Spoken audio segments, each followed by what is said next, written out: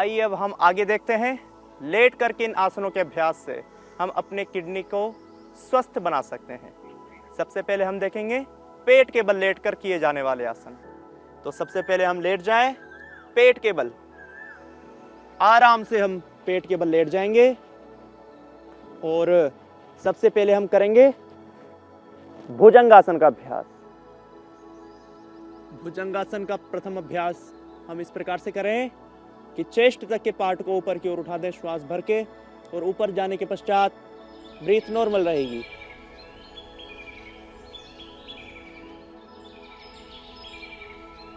इसी प्रकार से आप भुजंगासन के अभ्यास को, इस अभ्यास को भी 5 मिनट से लेकर 10 मिनट तक कर सकते हैं।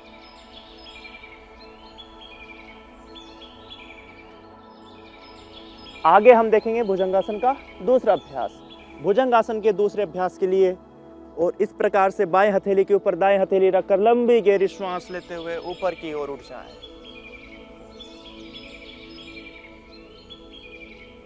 इस स्थिति में बने रहें जितनी देर तक आप बने रह सकते हैं। अधिक देर तक इस स्थिति में नहीं बने रहे, सावधानी पूर्वक ही इसमें अधिक होल्ड करेंगे आप, क्योंकि ज़्यादा अभ्यास से, क्योंकि अति सर्वत्र वर्जेत ऐसा कहा जाता है, और इस आसन के अभ्यास से अगर अधिक इसमें होल्ड करें, क्षमता से अधिक इस होल्ड करें, तो फिर कमर दर्द की समस्याएं बढ़ सकती हैं।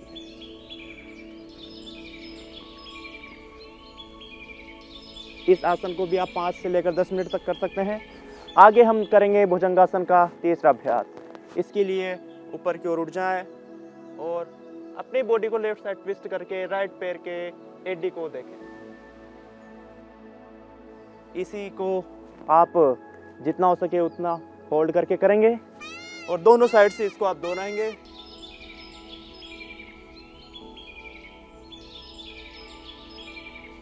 इस प्रकार से आगे हम देखेंगे मकर आसन। मकर आसन के लिए थोड़ी के नीचे दोनों हाथों को इस प्रकार से रख दें और अपने दोनों पैरों को फोल्ड करके ऊपर की ओर इस प्रकार से उठाएं।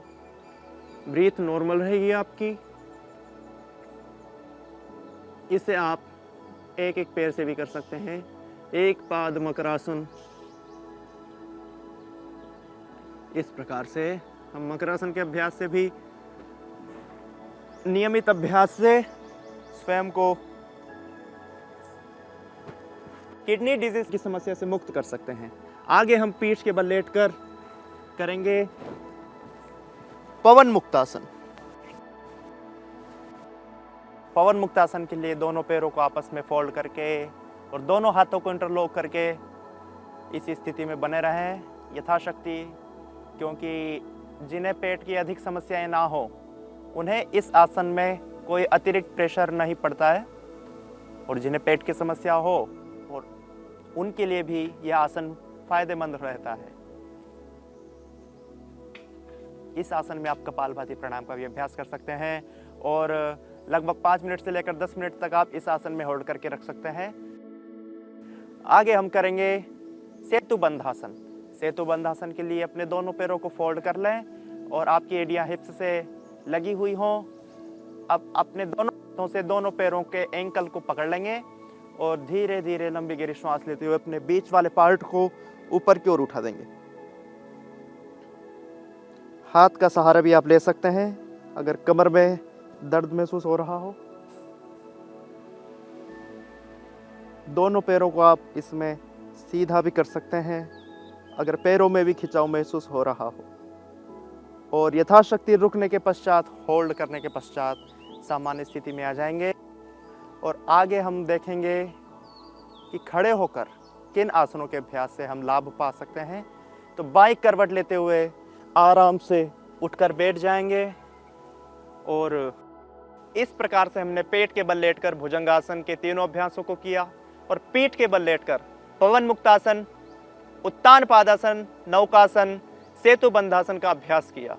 इनके नियमित अभ्यासों को आप प्रतिदिन दोहराएं और किडनी के ब्लड सर्कुलेशन को, क्योंकि ये आसन इम्प्रूव करते हैं, इसीलिए किडनी से संबंधित जो भी समस्याएं हैं, चाहे वो रीनल कैल्कुलाई हो, किडनी का स्टोन हो या फिर यूरिनरी ट्रैक्ट इन्फेक्शन हो, इन आसनों के नियमित अभ्यास से आप अपने किडनी से संबंधित लगभग सभी रोगों को शांत कर सकते हैं, सभी रोगों में लाभ पा सकते हैं।